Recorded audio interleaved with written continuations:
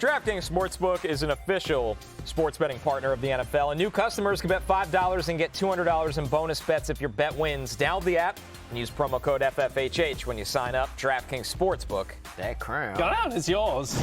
Crown is yours. Back to the futures. Jay, what do we got? This is a hell of a division right now in the NFC North. The Packers and Bears feel like almost a coin flip. Yeah, and they are priced accordingly. The Packers plus 100, the Bears plus 105. The Lions, a bit more of a longer shot, being 2 games back, and some tie breaks going against them as well. They're 11-1, but I'm going to take the Fighting Chicago Bears at plus 105. They are inching towards being a coin flip, maybe a slight favorite against the Packers. And the issue, guys, for the Packers is their injury report, which is not good. And it's not just Micah Parsons, who's obviously unfortunately lost for the year, but Zach Tom is hurt, right. Star tackle. He's not been practicing. Evan Williams not practicing either. Christian Watson, health concerns there too. The Bears comparatively very healthy. The Bears very nearly beat the Packers when they played in Lambeau a couple of weeks ago. So I think the Bears win this game, and I think they win the division plus 105. What do you like, Lawrence?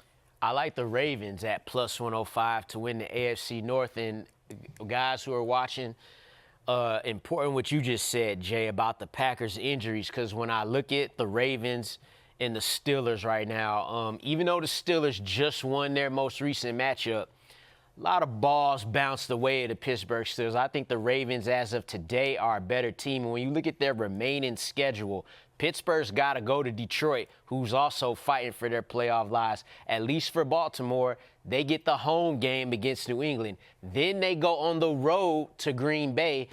Jay just mentioned all those injuries. The biggest one, Micah Parsons. The Ravens' offensive line has been having trouble, and the Packers not having Micah Parsons is going to be big for the Ravens and for the Packers. And not Week 16, but Week 17. The Pittsburgh Steelers are only 3.5-point favorites right now against the Cleveland Browns in Cleveland. I think that's going to be an upset alert type of game. And then obviously at Week 18, you get the Ravens and Steelers again. I think when it comes down to it, Ravens just going to get them. Ravens have a much better defense at this point. Lamar's starting to come into form. Give me the Ravens at plus 105 right now. Yeah, and for context there, if it does come down to that Week 18 game, which I think it probably will, even though the game's in Pittsburgh, I think the market would price the Ravens as about 3-point favorites in that game. Guys, I wanted to cook up something bold, not as bold as Devin White, comeback player of the year. That's bold as hell. Yeah, I don't have that He will one. not be winning. I can't give that one out. I don't think he's on the board, despite the rumors.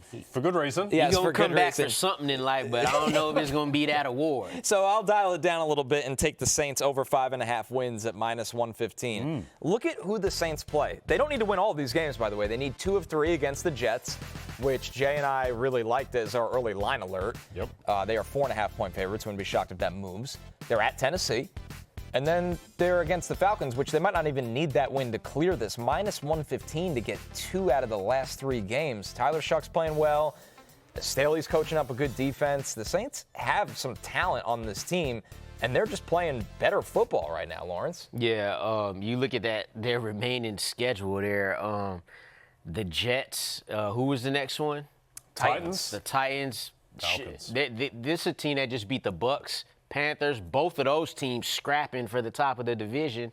So I could see that. But it's like they kind of got like a whole new life right now. They're trying to see, like, hey, what do we got for next year? That's exactly Even outside of the quarterback position, they're like, let's see where we're at. And so dudes, they playing hard every week. Yep, Yeah. they got defense is playing well, and the offense, like Shuck is playing something like approaching league average play. Yes. Lately. So he's been very handy. Aloha Bricks, NFC North or NFC West? Which one is the best division to watch these next weeks? I think it's the NFC West, I just agree. because we've got these like Seattle against the Rams tomorrow night. That's the game of the season, basically, because that is likely going to shape who gets the 1 seed in the NFC. It's likely going to shape who wins MVP. If Stafford wins that, then that's pretty much good night for that race. If he loses that game, then all of a sudden he's like plus 350 to even win his own division. And then I think your MVP is, I think it'll be Josh Allen in that scenario. I'm going to go with the NFC West as well because I feel like it's much more competitive. And producer Pete, I dropped the backup there right there for you, Pete. Wow. He just mentioned that the 49ers still have a shot to win this division. So definitely going to be the NFC West for me. And like I said, I think the Ravens are a little further ahead of the Pittsburgh Steelers than the rest of the NFC West teams are. So definitely NFC West. Yep. A couple other ones before we get out of here. Coach of the Year, Kyle Shanahan, is plus 750. Which I think is wrong. He's plus 390 to run the slate, at least but I make them. Kyle Shanahan runs the slate, goes 13-4. That's I think that is your Coach of the Year. And then Aiden Hutchinson, mentioned him yesterday, but 30-1 to win Comeback Player of the Year. A long shot, unlike Devin White, who actually can win. Who's probably not on the board still, Yeah, despite the rumors. We opened the show talking about Tua being benched. How about this as Quinn Ewers makes his NFL debut, the last Texas quarterback to win his first NFL start? That would be Chris Sims in Week 5 of 2004. That guy. Our coworker, Chris Sims. Vince Young, Colt McCoy, and Sam Ehlinger all lost their debut. Who wore that number 2 better for the Bucs? Yeah. Chris Sims or Kyle Trask? I'm going to go with Chris Sims. That's one of the cleanest uniforms It is. in all of football. An absolute Just classic. that and the throwbacks, too, all of that.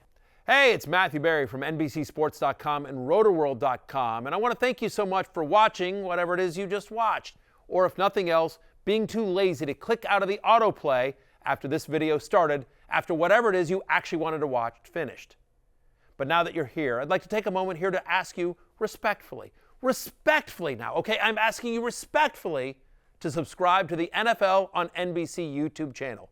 You'll get the latest RotoWorld fantasy news headlines, all sorts of great shows, including my own Fantasy Football Happy Hour. So go subscribe now. Again, I'm asking respectfully.